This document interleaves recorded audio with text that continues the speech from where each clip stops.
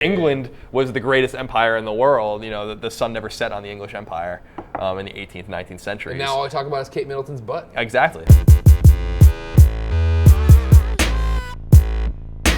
What's up, everybody? Welcome to A Conversation with Colin. I'm Greg, and this is my roommate, Colin. Now, sometimes Colin says crazy stuff, so thanks to your support on patreon.com/kindafunny, we're doing a final season where I reach into my random topic pile, pull one out, toss it at him, and we talk it out for your amusement.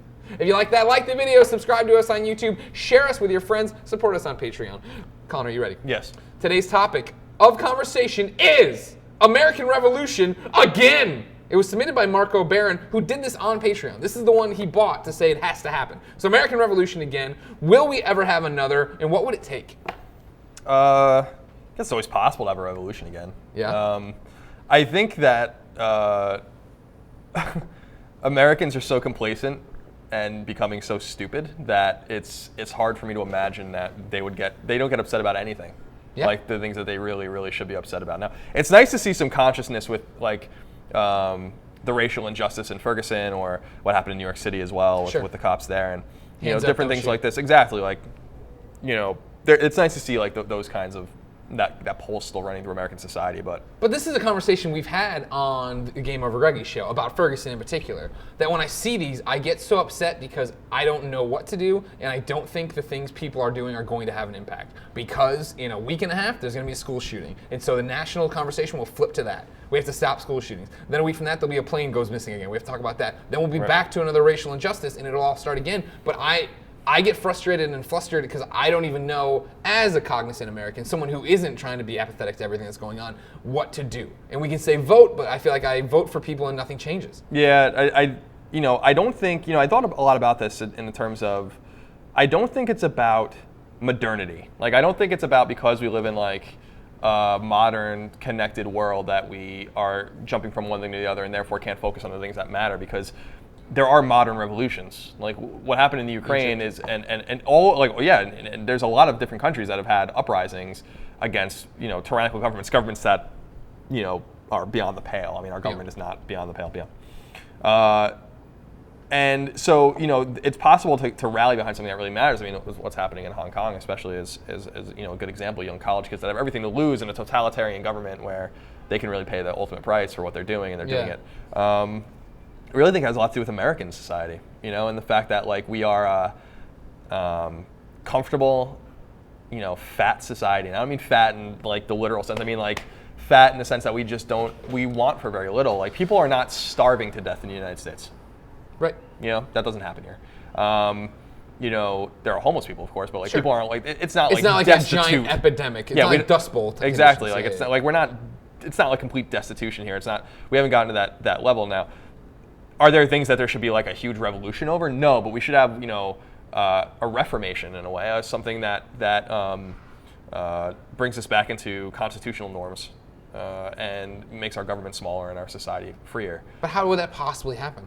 I think that you have to have transformative leaders, right? Like, and I think that people thought Obama was going to be a transformative leader, but he was just another dude that is in the same mold.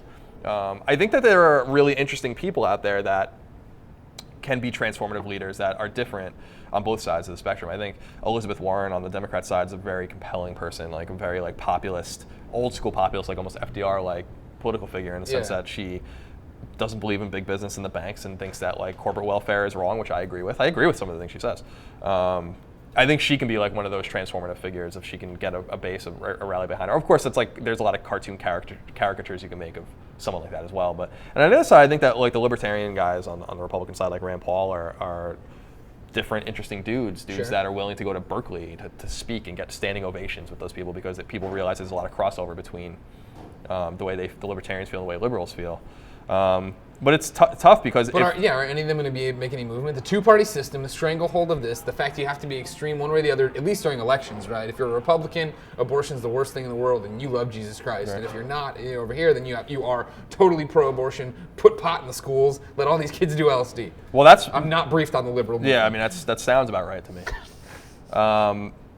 But I think that, the 50-50 split in politics in the United States also makes it difficult for anything to get done, because we really are essentially two different countries. Like, I think I honestly think that a revolution is less likely than this country actually splitting amicably into multiple parts. Really? And I think that that's totally possible in the next 100 years. Like there's very little people. I mean, it's a generalization, but people in like Montana have very little in common with people in San Francisco. Sure.